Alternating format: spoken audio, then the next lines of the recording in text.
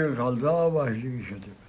बिल्कुल ठीक ठाक हाँ, मैं तंदुरुस्त हाँ। अपनी सेहत का तुसीं भी ख्याल रखो, किसी का दिल ना दिखाओ, बुरा ना करो, अपने भलाई दे काम करो।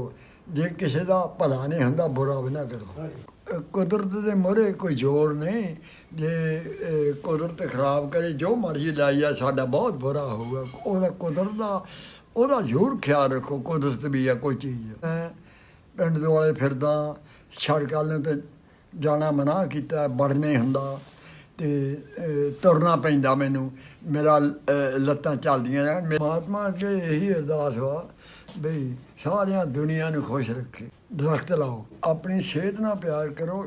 ਇਹੋ ਸਿਹਤ ਦਾ ਸਭ ਕੁਛ ਵਾ, ਜੇ ਸਿਹਤ ਹੈ ਨਾ ਕੁਛ ਵੀ ਨਹੀਂ। ਮੈਂ ਅਜੇ ਵੀ ਸਿਹਤ ਦਾ ਖਿਆਲ ਰੱਖਦਾ ਵੀ ਚਲੋ ਰੱਬ ਖਰਾਬ ਕਰੇ ਤਾਂ ਕਰੇ, ਤਾਂ ਮੈਂ ਕਾਹਨੂੰ ਕਰਾਂ ਆਪਣੇ ਆਪ ਹੀ।